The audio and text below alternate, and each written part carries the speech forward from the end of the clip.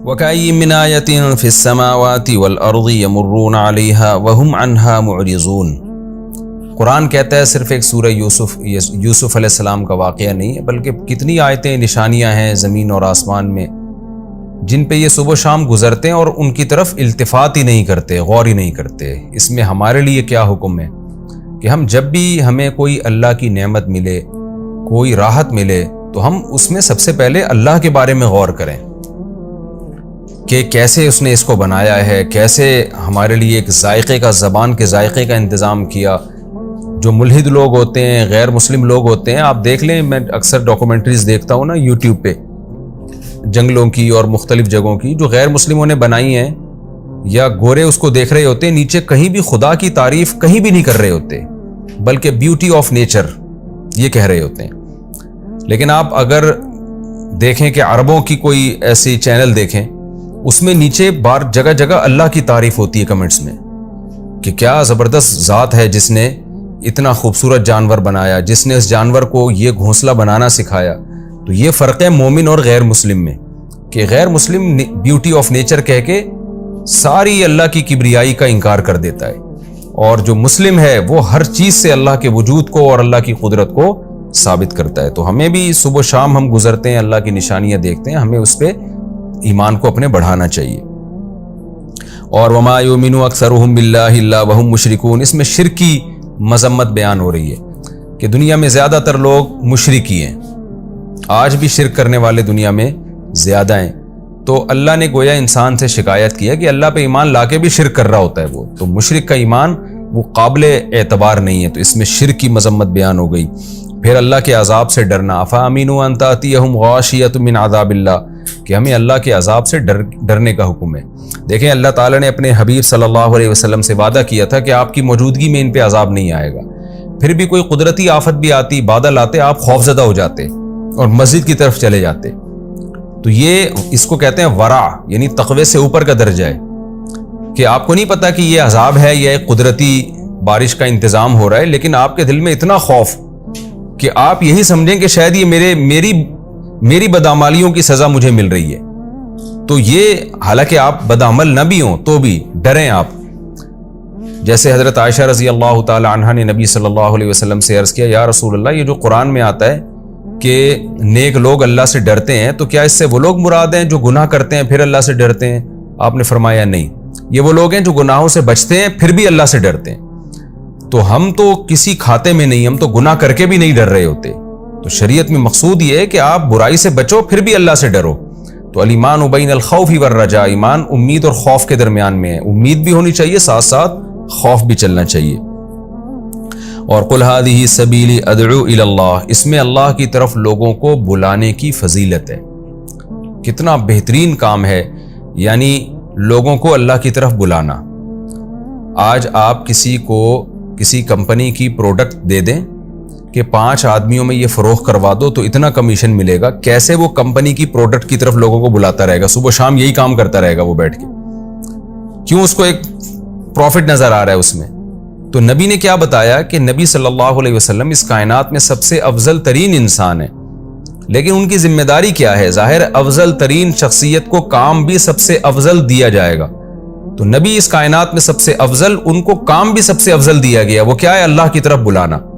تو اس سے داعی کی، جو لوگوں کو دین کی طرف بلاتے ہیں، پردے کی طرف، نماز کی طرف، زنا سے بچانے کی طرف، نکاح کی طرف، اور شرک سے بچانے کی طرف، اور قبر پرستی سے بچانے کی طرف، ماں باپ کے حقوق کی طرف، حلال کھانے کی طرف، یہ ساری چیزیں اسلام کی دعوت کہلائیں گی۔ تو جو لوگ بھی یہ کام کرتے ہیں وہ اللہ کی نظر میں ان کا مقام بہت زیادہ ہے۔ تو یہ بھی ہمیں اس آیت سے دعوت الی اللہ کی فضیلت معلوم ہوتی ہے، اور اس کے لیے کوئی خاص طریقہ شریعت میں متعین نہیں ہے، جو طریقہ جس وقت سوٹیبل ہو وہ طریقہ اختیار کرنا دعوت الی اللہ کہلائے گا، چاہے وہ فیس بک کے ذریعے ہو، یوٹیوب کے ذریعے ہو، چاہے وہ پیدل جماعت میں نکل کے ہو، چاہے وہ جہازوں میں سفر کر کے ہو، کسی بھی، چاہے وہ ڈیبیٹ کر کے ہو، چاہے وہ لٹریچر کے ذریعے ہو۔ تو جو لوگ بھی جس طرح سے بھی دین کی دعوت دنیا میں پھیلا سکتے ہیں، تفسیر قرآن کے ذریعے ہو، واعظ و نصیحت کے ذریعے ہو، تو ان کو چاہیے کہ اس دعوت میں اپنا حصہ ڈالیں، کیونکہ یہ پیغمبروں والا کام ہے اور اس کی فضیلت سب سے زیادہ۔ تو یہ بھی پتہ چلا، اور اللہ نے یہ بھی کہہ دیا کہ یہ جو دعوت کا کام ہے یہ صرف پیغمبر کا نہیں ہے، وَمَنِ اتَّبَعَنِي، جو نبی کو فالو کریں گے ان کا بھی یہ کام ہے۔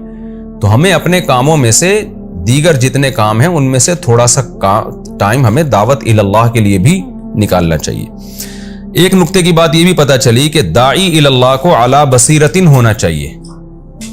نبی نے کیا فرمایا؟ میرا کام ہے اللہ کی طرف بلانا علی بصیرت، بصیرت کے ساتھ۔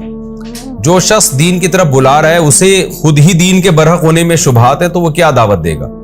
تو اس لیے اگر کسی کو اسلام کے برحق ہونے میں کچھ شکوک اور شبہات ہیں تو اس کو چاہیے کہ وہ اپنے شکوک و شبہات بھی علماء کے ذریعے دور کرے اور پورے کانفیڈنس کے ساتھ دین کی دعوت دے۔ یہ بھی ایک نقطے کی بات پتہ چلتی ہے۔ اور وما ارسلنا من قبلک الا رجالا نوحی الیہم، نبی صلی اللہ علیہ وسلم کے بشر ہونے کا اور مرد ہونے کا بھی پتہ چلتا ہے۔ یہ جو نبی کو نور کہہ دیا جاتا ہے، اگر ہدایت کے لحاظ سے نور کہا جائے پھر تو ٹھیک ہے، لیکن آپ ماہیت کے لحاظ سے جو آپ انسان تھے، مٹی سے اللہ نے آدم کو بنایا اور اسی آدم کی اولاد میں اللہ تعالیٰ نے محمد صلی اللہ علیہ وسلم کو پیدا کیا، اور آپ مرد تھے، مرد جو نکاح بھی کرتے ہیں پھر جن کی اولاد ہوتی ہیں، تو وہ تمام بشری لوازمات کے ساتھ نبی صلی اللہ علیہ وسلم دنیا میں آئے ہیں۔ آج کل جو یہ کہا جاتا ہے نبی انسان نہیں ہے، بشر نہیں ہے، دیکھنے میں بشر تھے حقیقت میں بشر نہیں تھے، اصل میں تو نور تھے، تو یہ سب باتیں اس آیت کے بالکل خلاف ہیں اور کفریہ عقیدہ ہے یہ۔ اور اس میں یہ بھی پتہ چلتا ہے کہ داعی اللہ کو اللہ کی رحمت سے مایوس نہیں ہونا چاہیے۔ قرآن نے کیا کہا؟ پچھلے پیغمبروں میں جب اللہ کی طرف سے آزمائشیں آئی ہیں تو اتنی آزمائشیں آئی ہیں کہ پیغمبروں کو بھی مایوسی ہونے لگی تھی کہ شاید آخرت میں اللہ سزا دے، دنیا میں دے ہی نہ سزا۔ اور جو اللہ نے ہم سے مدد کا وعدہ کیا ہے، مایوسی کا مطلب یہ نہیں ہے کہ پیغمبر واقعی مایوس ہو گئے، وہ تو ظاہر ہے کفر ہے، پیغمبر کفر کیسے کر سکتے ہیں؟ علماء نے اس کا مفہوم یہ بیان کیا ہے کہ پیغمبروں سے جب اللہ نے وعدہ کیا نا تو پیغمبر یہ سمجھنے لگے کہ یہ وعدہ فلاں ٹائم میں پورا ہو جائے گا کیونکہ اس میں ہماری آزمائش بہت زیادہ ہو چکی ہوگی، لیکن اللہ نے اس کو اور زیادہ ڈیلے کیا۔ تو اس سے پیغمبروں میں مایوسی پیدا ہونے لگی کہ شاید ایسا تو نہیں ہے کہ اللہ تعالیٰ کہیں یہ جو اللہ نے ہم سے وعدہ کیا کہ ہماری مدد ہوگی تو اس سے آخرت کی مدد مراد ہے اور دنیا میں ہمارے لیے آزمائشیں ہی مقدر ہیں۔ تو اس معنی میں مایوسی ہونے لگی پیغمبروں کو۔ اس کی مثال ایسے جیسے رسول اللہ صلی اللہ علیہ وسلم کو خواب آیا تھا کہ میں عمرہ کروں گا، حدیبیہ کے موقع پہ خواب آیا کہ ہم جا رہے ہیں اور عمرہ کر کے آ رہے ہیں۔ تو آپ نے خواب صحابہ کو سنایا، سب خوش ہوئے، لیکن کیا ہوا؟ مشرکین نے جانے ہی نہیں دیا۔ اگلے سال آپ نے عمرہ کیا ہے تو آپ صلی اللہ علیہ وسلم خواب کا مطلب یہ سمجھ رہے تھے کہ اسی سال عمرہ ہوگا، لیکن خواب میں کوئی ڈیٹ نہیں تھی کہ لازمی اسی سال عمرہ ہوگا۔ خواب میں تو آپ کو یہ دکھایا گیا کہ آپ عمرہ کرنے۔ تو یہ والی اجتہادی خطا پیغمبروں سے بھی ہو سکتی ہے کہ وہ یہ سمجھ رہے تھے کہ ابھی ہوگا، لیکن بعد میں اگلے سال ہوا تو پتہ چلا کہ بھائی یہ اس سال مقدر نہیں ہے۔ تو پیغمبر بھی اللہ کے بارے میں یہ سمجھنے لگے کہ اللہ نے جو مدد کا وعدہ کیا ہے تو بس یہ اتنی آزمائشوں کے بعد آ جائے گی، وہ اس وقت نہیں آئی۔ تو اس سے ہمیں ایک امید کی بات بھی پتہ چلتی ہے کہ ہم زمینی حقیقت یعنی جو ہمیں زمینی نقشے نظر آ رہے ہیں اس کو دیکھ کے ہم کبھی مایوس نہ ہو۔ ہمیں لگے کہ ہم دین کی دعوت دے رہے ہیں اور بے دین قوتیں سر اٹھا رہی ہیں تو ہمیشہ ایسا ہوگا، نہیں بھائی، اللہ مہلت دے کے پھر والعاقبۃ للمتقین، یا یہ لفظ آیت تو اچھی طرح یاد کر لینی چاہیے، انجام بہرحال پرہیزگاروں کا ہی اچھا ہوتا ہے، چاہے وہ دیر سے ہو، رزلٹ آپ ہی کے حق میں آئے گا انشاءاللہ۔ یہ بھی ہمیں پتہ چلتا ہے۔ اور اچھا، ایک بہت اہم سوال ہے سورہ یوسف سے متعلق، بس اس سوال کا جواب دے کے میں آج کے لیکچر کو ختم کرتا ہوں۔ وہ یہ ہے کہ یہ بہت زیادہ سوال اٹھایا گیا ہے علماء کی طرف سے بھی، اس کا جواب بھی دیا گیا ہے کہ یعقوب علیہ السلام کو جو یوسف علیہ السلام سے اس قدر محبت تھی کہ ساری زندگی غم بھولے ہی نہیں، وَبِيَضَّتْ عَيْنَاهُ مِنَ الْحُزْنِ، اور اس غم کی وجہ سے بینائی چلی گئی۔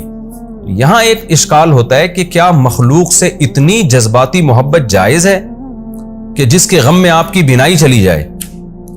نارملی تو یہی بتایا جاتا ہے نا کہ اس مخلوق سے آپ اعتدال سے محبت کریں، اعتدال سے۔ جیسے حدیث سے بھی یہ مضمون ثابت ہے کہ ایک صحابیہ کے بچے کا انتقال ہو گیا تو وہ اتنا رو رہی تھی، آپ نے فرمایا صبر کرو۔